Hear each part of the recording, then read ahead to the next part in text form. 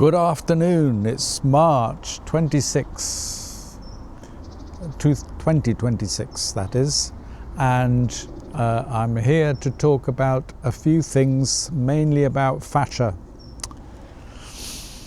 Now the other day my fascia became very stiff, tight, like you see this elastic band, like it's really pulling and constraining me. And just by chance, I noticed, oh gosh, when I, and it all came from my shoulder, because I did have a sublux shoulder on my stroke side, my affected side. So, what it meant was that, I will give you a demo now. I'll show it right now. So if you take this elastic band, this rectangular frame is, fascia is connective tissue. It goes all over the body. There's no beginning and no end.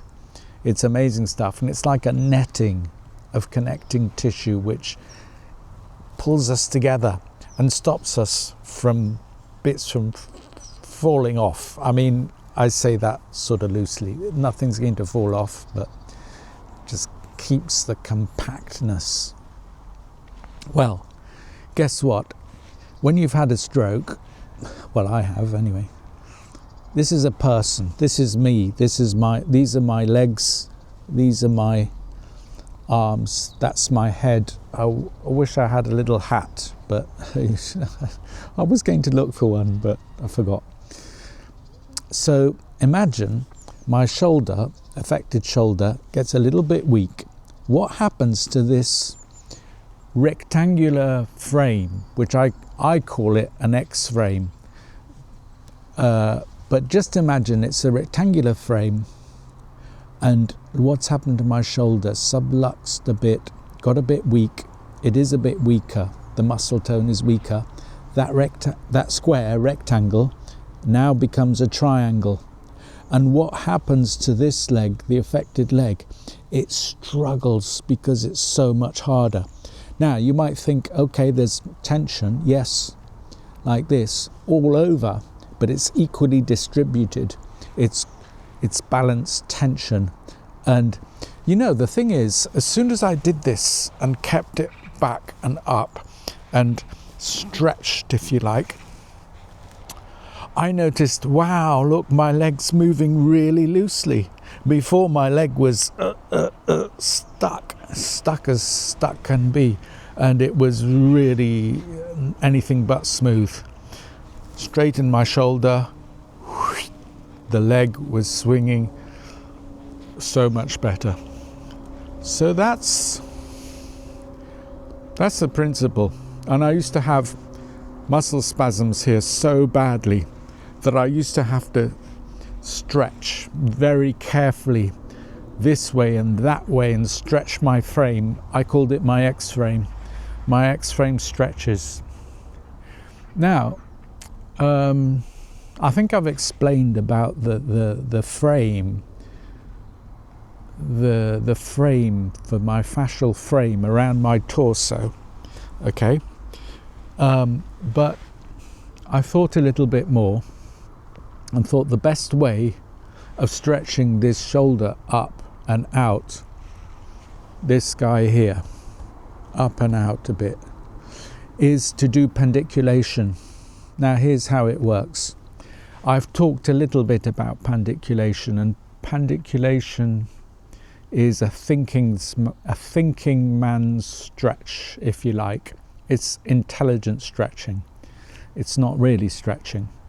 Okay, superficially, pandiculation is what cats and dogs do, or what we might like to do in the morning, a lovely, great stretch, which is fantastic for our fascia, for our nervous system, our muscles. It's like a general reset and starting point.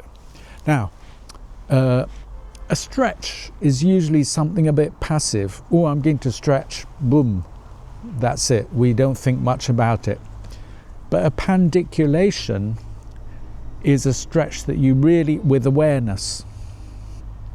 And the whole point for people who've had a stroke, to put this awareness into their stretch And what they're doing is increasing the brain mapping of that area of their body. They're gaining more experience.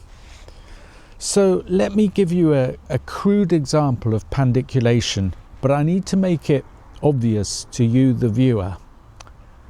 Let's say I want to pandiculate my arm. This is 100%. That is stretching a few things, and this is 0%.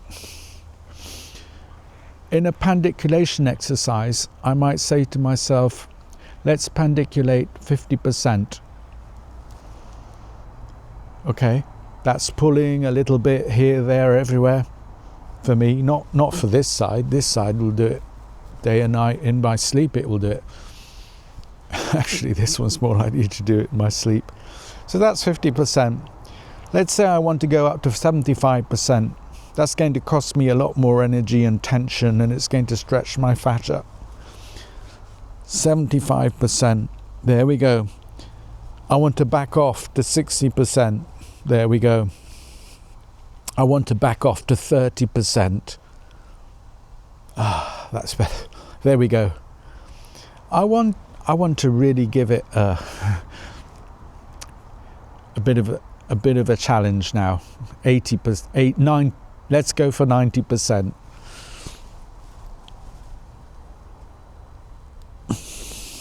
Ooh, 0, back to 0. Let's go for 100%. Back to 75. Now, because you get the idea, but because my fascia is a bit tight there, I've even been using lately I've gone back to this device. This is only the 10 kilo version. It's a push down bar. And I just want to, I mean, I had stopped that a little bit because I was getting almost a bone spur here. But that was because I wasn't feeling the distribution of tension in my wrist so well. So my body was thinking, oh, there's an unequal stress being applied. And anyway, I got a sore wrist. And that's a copper bracelet, by the way, that helps. Now, the pandiculation, I want to go back to pandiculation because I feel I've left something out. And so I showed you in a very visible way 60% pandiculation, 20% pandiculation, 0%. Now, if I were pandiculating my biceps, which you're not going to see right now because they're not that strong, but it would be the same thing. If I want to pandiculate 50%, I can feel them tense up there. 50, I'll go to 70, I'll go back down to 20. Okay, so it can. I was using this as a visible way of showing pandiculation, and the whole point is that by pandiculating my X-frame and by pulling out, let's say these two, this side of the X-frame from my left hip to my right shoulder, I'm stretching them out, giving a stretch. So in other words, let's see, they're moving apart, see? And then I'm relaxing them. Or I can stretch the other two sides like this. That would mean from here to here, or that way across. That way. I'm thinking about it, of course. This is why it's pandiculation. I'm very aware of this stretch. Anyway, pandiculation is so much the key to re-educating the fascia for awareness, because I don't have that much awareness on my affected side. But whenever you're in trouble with fascia, the body needs to know, it needs a reset. It needs to realize and register, where is that frame going? Where is it? How is it going to reset? Where's the right position? In other words, my shoulder, if I totally relax it, it loses a bit of, I lose that side of the frame like that, and it becomes a triangle. So I need to re-engage that shoulder. Now, to do that while you're walking, that's a lot going on in my mind, because walking I need to think of dorsiflexion, I need to think of closeness of my feet, I need to think of so many things, and need to stretch the X-frame. That's the torso of fascia, and that rectangular or squarish shape.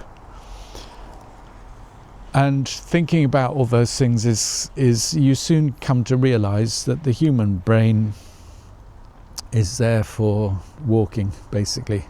That's what we're designed, that's what our brain is for.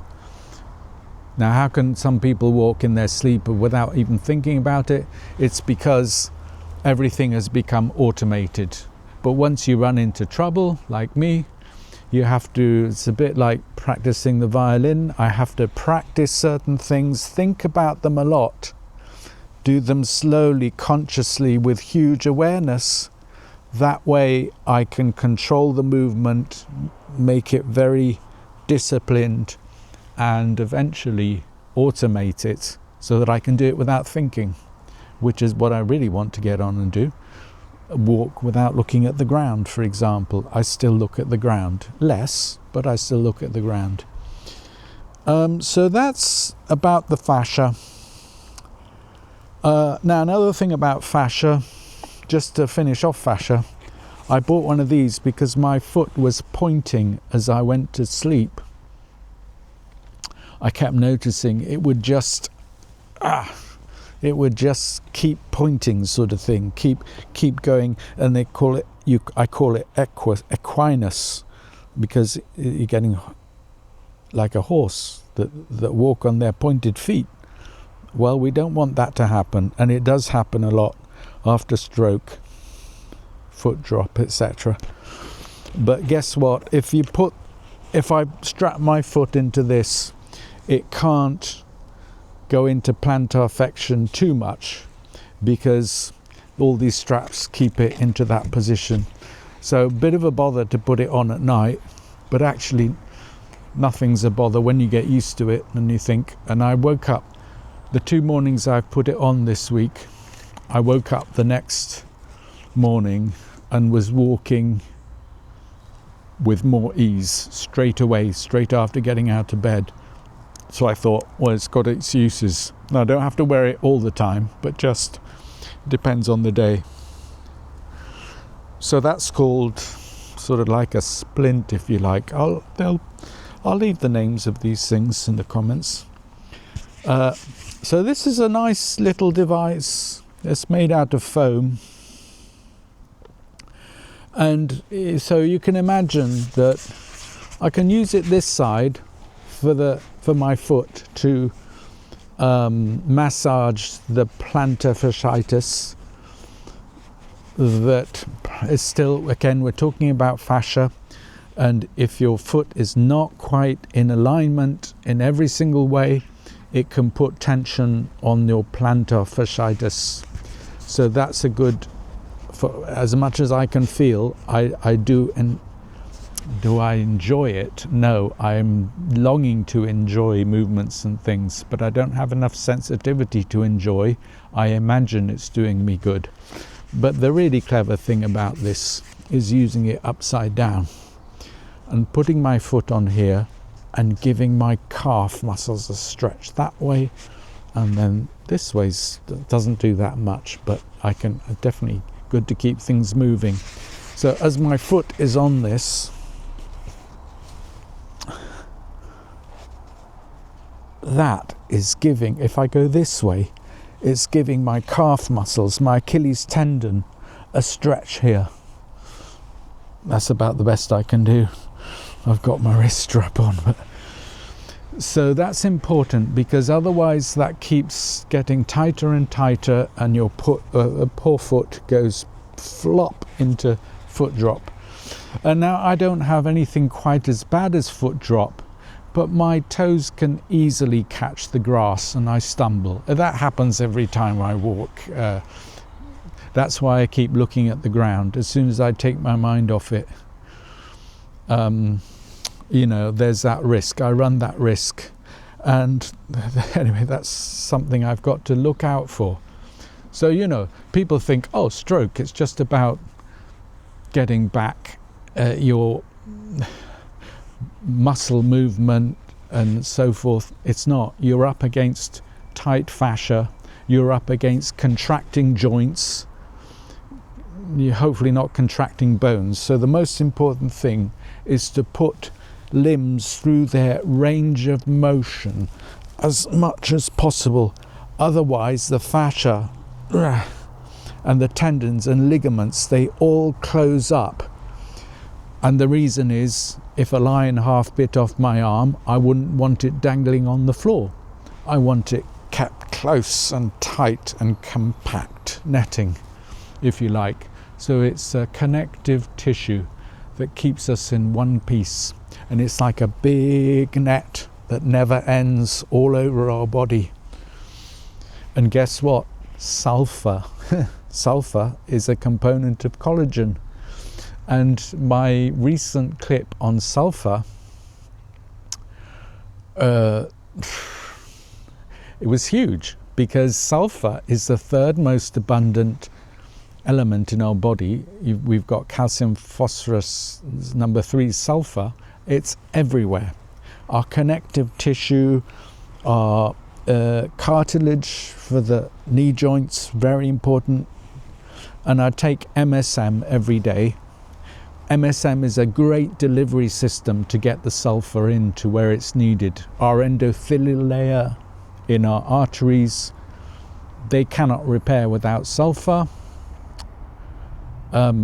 Everywhere. What's the most mind-boggling one? Nuclear factor kappa B. There we go. That's a great name, isn't it? Well, that's a protein that requires sulfur that helps to transcribe DNA, and then, most importantly, it educates and regulates the immune system when you've got inflammation. So a bit of inflammation is great if you've injured yourself. We need it to repair. But chronic inflammation, no good in any way, shape or form. We don't want chronic inflammation.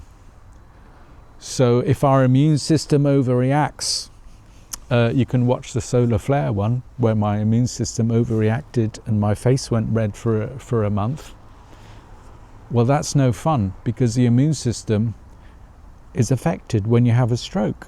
The immune system sits next to the gut and is there because everything we put in our gut is a stressor. It's inflammatory, and it needs the immune system on standby right there, working with it. And so the immune system works a little bit automatically, autonomously, but also with our mind. If we're upset, the immune system takes a hit, and therefore the value of sulfur is huge. And in my clip, I said I would mention MSM one day, and here I am mentioning it. It's derived from DMSO, but MSM, I can't even say it, Methylsulfonylmethane, if I've said it correctly. MSM is a delivery system to get sulfur into us, which helps skin smoothness, helps the inside of our gut, it helps everywhere.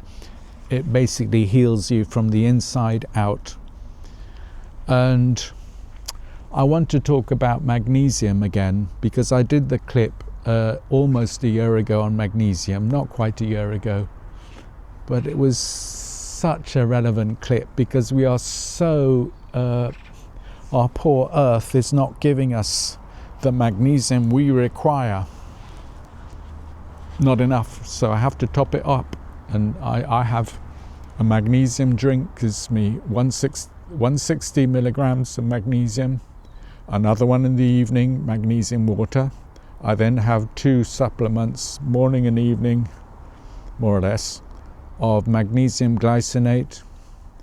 We're getting on to 500 milligrams. I then have a gummy, which is another 100. I might also get magnesium into me transdermally through a spray, which I had not been taking so much. So I decided, well, this week I've been earthing outside for 5 or 6 hours a day. And on Wednesday, the sun, it was a blue sky all day.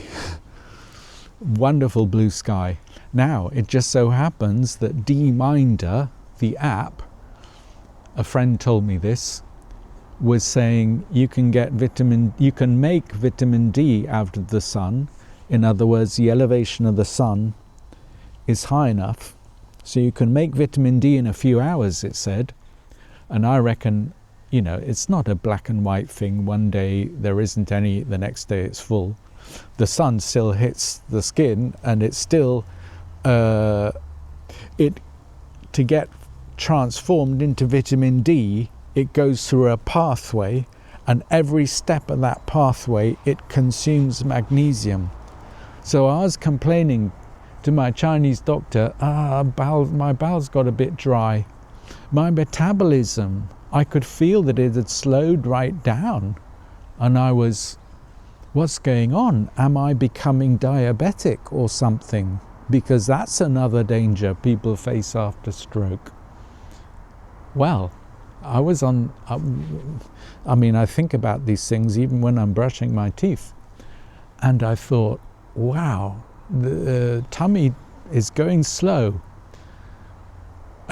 Stool was drying up, not good bowel movement.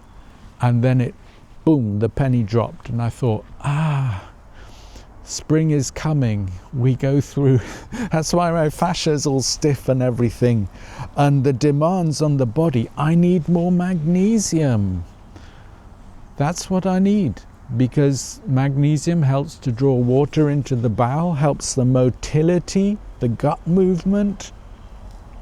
It is literally metabolic oil. And I was running short of magnesium because my tolerances may have risen, my tolerance to magnesium, and I simply needed more, because this week I have spent every day hours and hours outside, and there has been some sun. So that's really worth knowing, and it's really worth me making, because I keep a book, a little note, because this time next year when spring comes, and I'm thinking, what happened to my spring is tearing me apart. That's what I need to remember. Am I taking enough magnesium? Sulfur, I've seen it on all my friends take sulfur now. Not all of them, but many, close family, sulfur, because they've either got bad knees and you need sulfur for the cartilage to build, or they've got, unfortunately, one member of my family smokes, so that destroys your endothelial layer, which can only be repaired with sulfur. But guess what? I was listening to Sarah Myhill. She reckons we're all deficient in iodine. Why do I mention iodine? Because I have been supplementing with iodine, and this is another topic I don't really want to go into, but there are many people, I think she says the same about sulfur. I'm pretty sure she does. Everybody is deficient, so we might as well all take it. Magnesium, you can bet we are deficient in magnesium, like it or not. We simply cannot eat enough food to get enough magnesium into us. In the last 100 years, the magnesium content of our crops has reduced by 80-90%. Okay, I'm not going to quibble with figures here. I'm just saying that fruit is not what it used to be. Crops don't have the mineral content. And I was looking into, what about the mineral content of my grass? Well, it just so happens I looked up moss, because I've got a bit of moss here, there, everywhere. And moss it's warm, but guess what? The roots don't go deeply into the earth, and it doesn't have minerals in the same way that grass does. Grass is full of minerals, has roots going deep into the earth. So grass is what you need for grounding, and stay away from the moss. Anyway, basically this planet is running on a shortage of magnesium, copper, sulfur, a few other. The thing is, we need daily replenishment of those things. We can store iodine for 2 years before, so I've been topping up on iodine. Right, I'm exhausted now. But I think the gadgets, yes, this one I've written, this is a press down bar, I believe, push down bar, that's the one.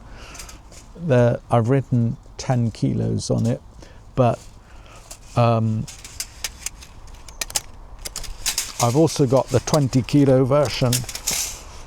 Now, I'll build this back, build back better, and get to, maybe 100.